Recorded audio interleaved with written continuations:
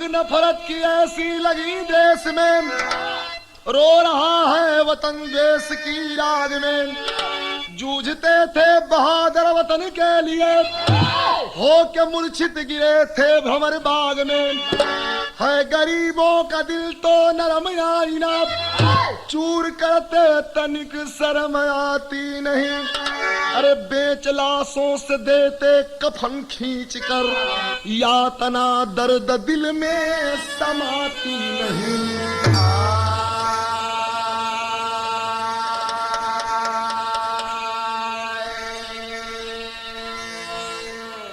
एक लाइन कव्वाली के टुकड़ा बा, वो है गीत बा।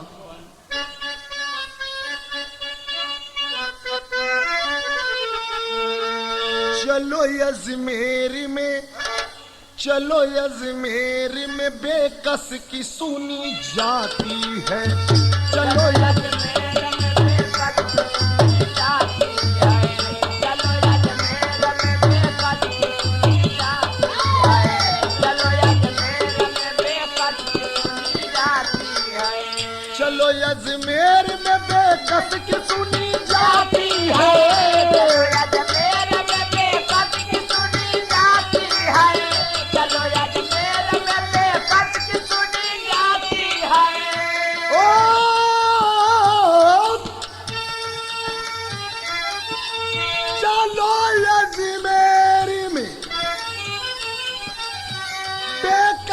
की सुनी जाती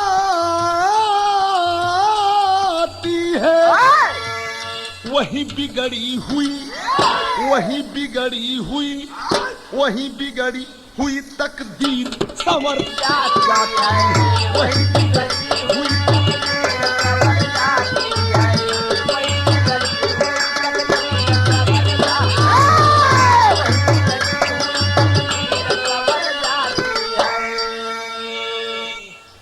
के अंदर बड़ी पते का बात लिखल गई था कि जवानी जंग में, जवानी जंग में 16 सदा उगलती है।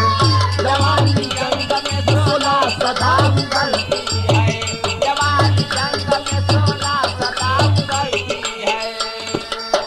जवानी जंग में 16 सदा उगलती है।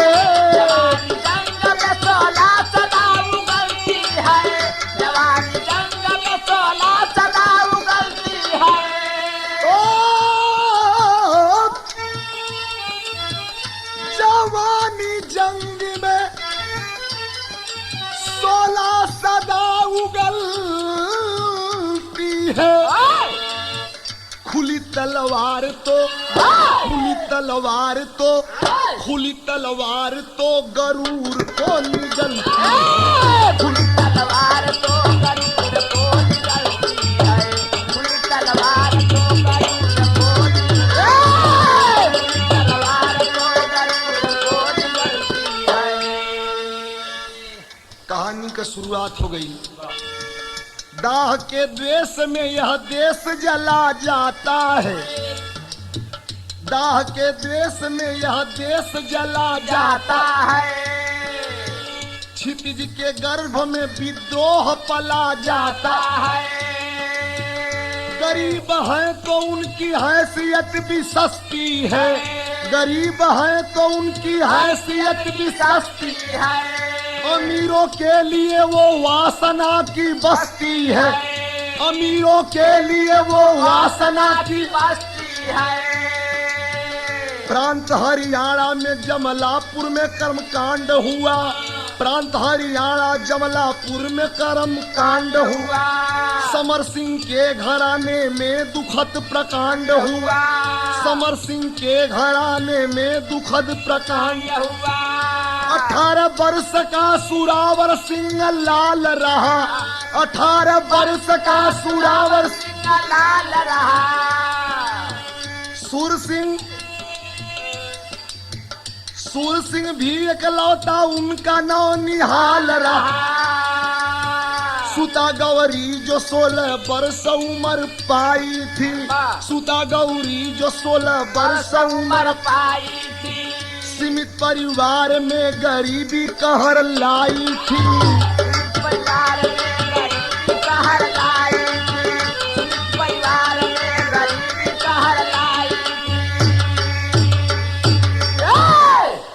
किराए पर मकान लेकर के रहने वाले उस व्यक्ति की व्यथा है। क्या?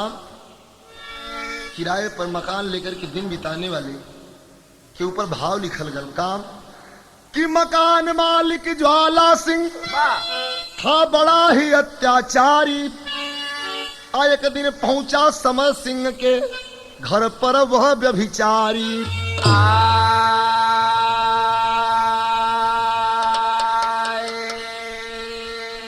तर्जमा वह लग गई भैया मोरे पिछवाड़वा वाली।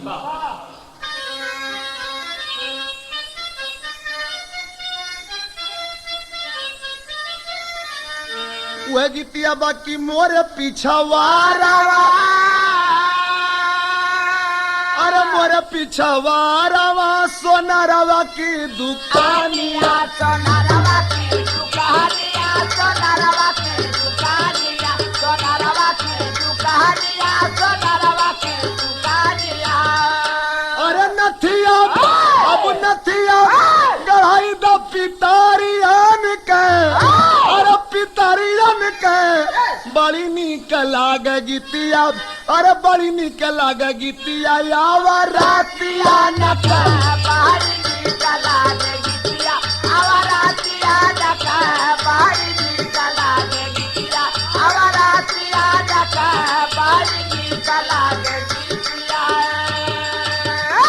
पहुंच गया समर सिंह के दरवाजे पर वह ज्वाला सिंह मकान मालिक। कहने लगा क्या? भाव लिया गया कि डोले ले गरीबिया में डाग मगने वारिया, मगने वारिया हो दादा मगने वारिया, दादा मगने वारिया हो दादा मगने वारिया। अरे दुख के पहाड़ घहराई गईल, अरे घहराई गईल, जबकि ज्वाला सिंह दुआरिया पर आई गईल, जबकि ज्वाला सिंह दुआरिया पे आई गईल, जबकि ज्वाला सिंह दुआरिया पे आई गईल, जबकि ज्वाला सिंह दुआरिया पे। मांगला किराया ऊंचा नीच बोल बातिया,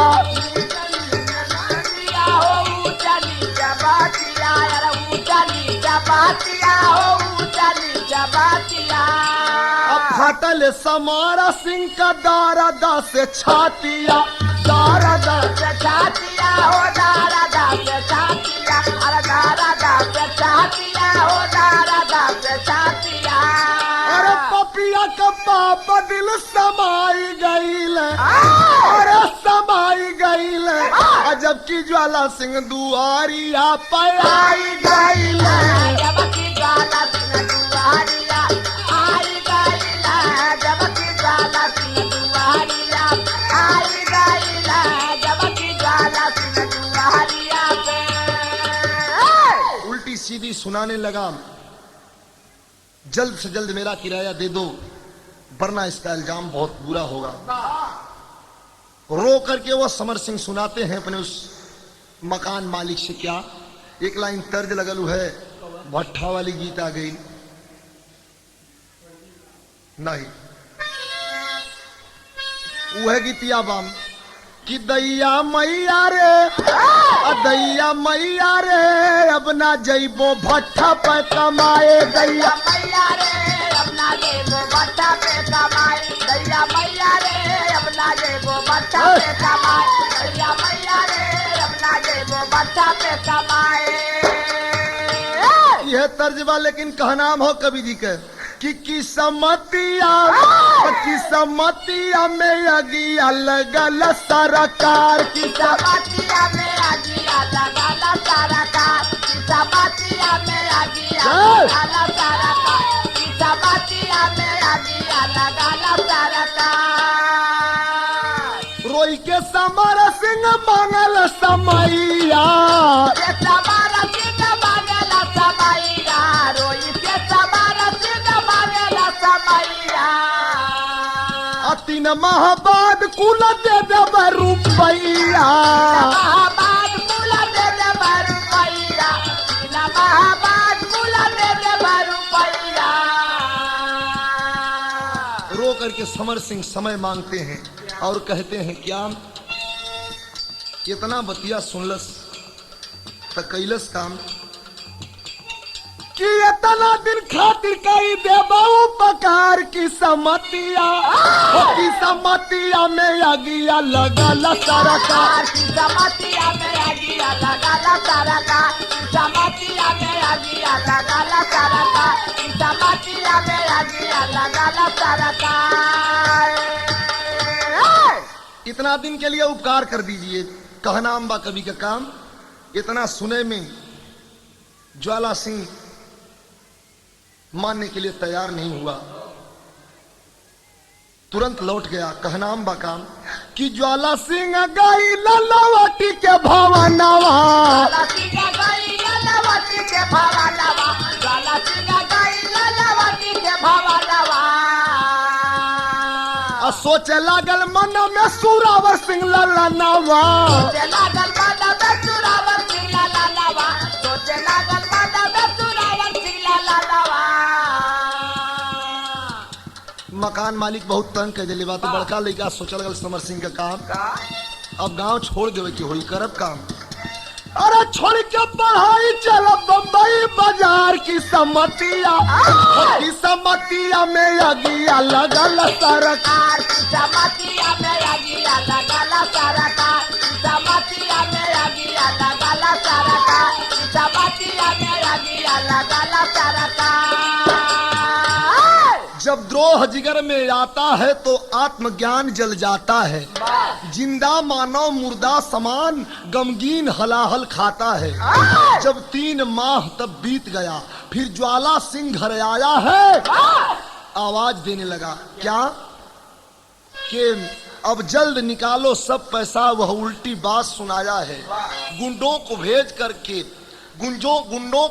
कर घर के अंदर भारी आतंक मचाया है। कर तोड़ फोड़ वह सामान को सब बाहर तुरंत बैठाया है। निकाल के घर से बहरे आ बैठा दिलस। जब बैठ गए समर सिंह तो रोवत हुआ, जवान बेटी भी पास में बा। वही समय एक ठे आवाज दिलन। का आवाज दिलन? तर्ज लग गई वह सुनीला की।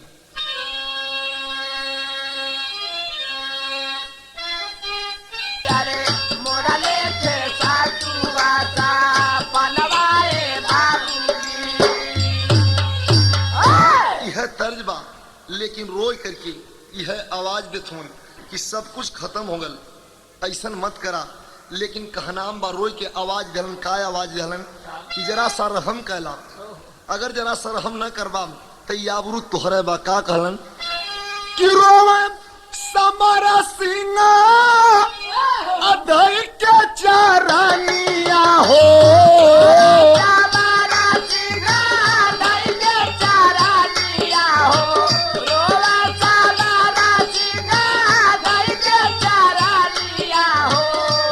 कैदा हमारी, अरे माफ कैदा हमारी ना दनिया ये बाबूजी, अरे माफ कैदा हमारी ना दनिया ये बाबूजी, अरे माफ कैदा हमारी ना दनिया ये बाबूजी। इतने में उसकी नजर पड़ गई मकान मालिक ज्वाला सिंह की। कहाँ नजर पड़ल कि बिटिया गौरी बतबले पड़ली ना जारिया हो, गौरी बतबले पड़ली ना जारिया हो, बिटिया गौरी बतबले पड़ली ना जारिया हो। अखियई में नाचती बाहरे, अखियई में नाचती बाजा वनिया ये बाबूजी, अखियई में नाचत बाजा वनिया ये बाबूजी, अरे अखियई में नाचत बाजा वनिया ये बाबूजी। अरे बाप रे बाप, जरा सरहम की भीख दे दो। देखते देखते जवान बेटी पर जब नजर पड़ी है तो उसी वक्त आवाज दलस का कि अगर कुछ न देहल चाहत हुआ तो एक काम कहदा काम कि पैसा के बदले दे दा आपन छोकरिया के, पैसा के बदले दे दा आपन छोकरिया हो, पैसा के बदले दे दा आपन छोकरिया हो। उल्टी निकाले लायर, उल्टी निकाले लाज बनिया ये बाबूजी अरे कुर्सी निकाले राजा बनियाए बाबूजी अरे कुर्सी निकाले राजा बनियाए बाबूजी। सुनते सुनते भला कौन ऐसा बाप होगा जो बेटी का सौदा कर सकता है। तो गरज पड़े हैं समर सिंह और गरज पड़े हैं समर सिंह बेटी पर नजर उठाते हो। क्या बहन तुम्हारे पास नहीं इज्जत पर हाथ लगाते हो।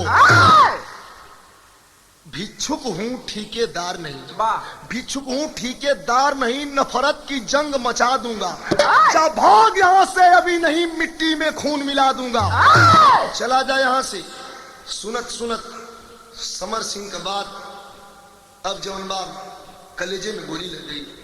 वही समय जौन बाप ज्वाला सिंह के चरण पकड़ लेलस के उ गौरी बहे तब विदेशिया का भाव निकल गया कि रोई रोई गौरी धाम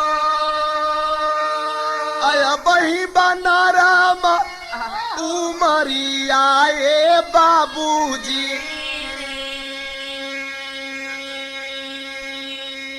उठाया बंदूक और गोली चलाया। गिर करके समर सिंह और धरती पर नस्तनाबूत हो गए। दौड़ करके चरण वह लड़की पकड़ लेती है, कहती है क्या कि धरती पर बुजारा फूलावरी आए बाबू। आखिर लूट लिया उस लड़की की आबरू। दरवाजे पर लाश एक तरफ पड़ी है पिता की, दूसरी तरफ बेटी लूटी जाती है। लाचार कवि जी कलम उठाए और यही लिखे क्या तेरी का लाइन हो मास्टर।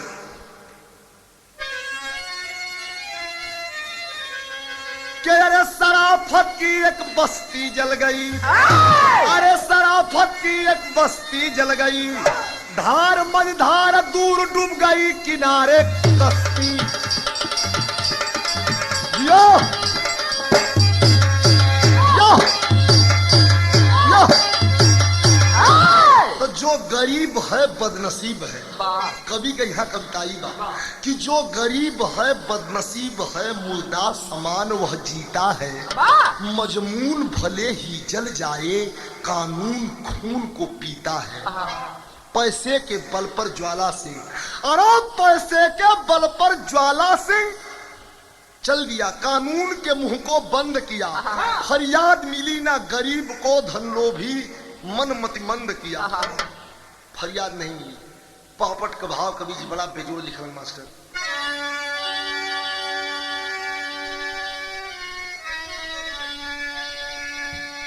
का नाम बकाम कह रहे भयल सुरावर सिंह का लाल नया नवाब अगिया लागल बाब। अरे भयल सुरावर सिंह का लाल नया नवाब अगिया लागल बाब। चला है नहर सर पर बांध का फनवा अगिया लागल बाब। चला है नहर सर पे बांध का फनवा अगिया लागल बा। चला है नहर सर पे बांध का फनवा अगिया लागल बा। नहर सर पे बांध का फनवा अगिया लागल बा। चला है नहर सर पे बांध का फनवा अगिया लागल बा। का नाम बा कवि का बड़ी बढ़िया बात। सर पे कफन बांध करके चल दिया। वो समय का भाव बा लिखा के पढ़ल कि चिता की राखी पिता की लेकर भारी कसम को खाया हो, और अस्पताल में बहन को जाकर धीरे धीरे बंधाया हो। और देखली बहिनी भैया के समानवा अगिया लागल बा। और कहे में सदमा उड़ी गईला पर नवा अगिया लागल बा।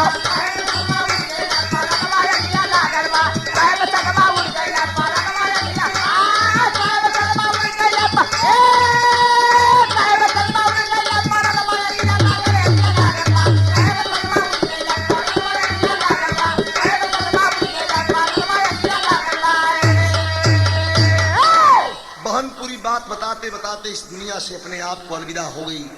यही लिए कवि जी लिखलन बिरहा में आल्हा का लाइनकार किया जवन अरे तजवन देसावा की रहल सोने का चिड़ैया। अरे जवन देसावा की रहल पूछा दिन लुटेरा के लूट मुसलमान।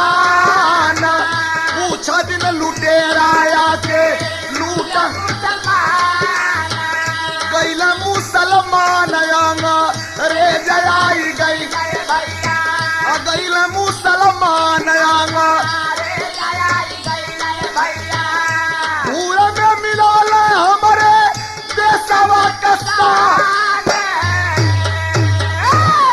लेकिन सुरावर सिंह एक ठे बात सूर सिंह से कहलस। का कहलस कि तब बोला है सूरावर सिंह, सूर सिंह से बतियाए भाई। अरे बोला है सूरावर सिंह बहिनी कलास नहीं जाई स्मशान, बहिनी का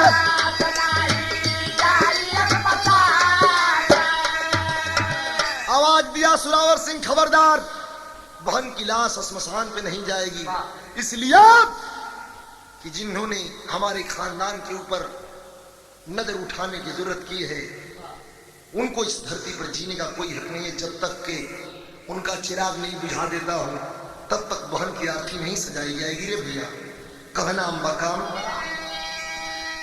तब रतिया में पहुंचा ज्वाला सिंह के भवनवा। ए भैया रतिया में पहुंचा ज्वाला सिंह के भवन। दुआरे पशु दलहन ज्वाला दुख मान। अब दुआरे पशु दलहन ज्वाला का लला नवा। अब छुड़ावा से मार ले हल परान। ज्वाला सिंह सुतल रहल अपने पलंगरिया। अरे बगल में बंदूक देखा सूरज सिंह जवान। ठाए ठाए सीनावत ठाए ठाए सीने पर चलाए दिया गोलियां। अरे मरी गई ज्वाला छूटी गई लंबरान। सोए हुए ज्वाला सिंह के पास पहुंचा और उठा लिया बंदूक, उन्हीं की बंदूक उठा करके अपने खानदान का बदला लिया। और खानदान का बदला लेने के बाद सजा करके आरती। आज आंखों से आंसुओं की कतार लग गई है। रोते वक्त दोनों ही जनाजा उठा है और लेकर के स्मशान घाट की ओर जब चलने लगा तो कवि जी बड़ी मार्मिक बात लिखे। क्या खड़ी का लाइन है।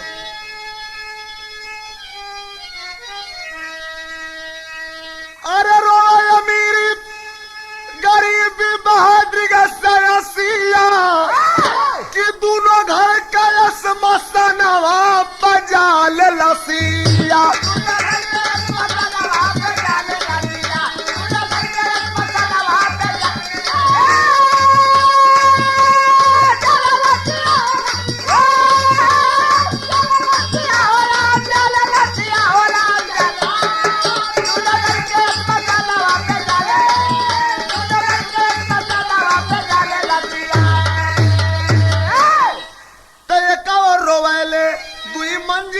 टरिया रोवल गरीब बावन का टूटा ही झोपड़िया।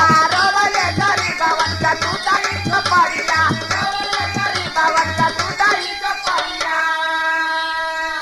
अरे सोचला जमाना के होई फसिया।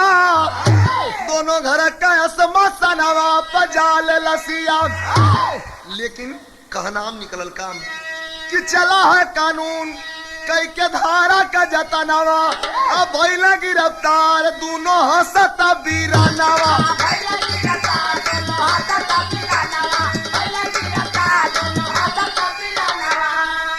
अरे याद मौत के फंदा बहुत बदला बाबसिया। दोनों घर का स्मशानवा बजा ले लसिया।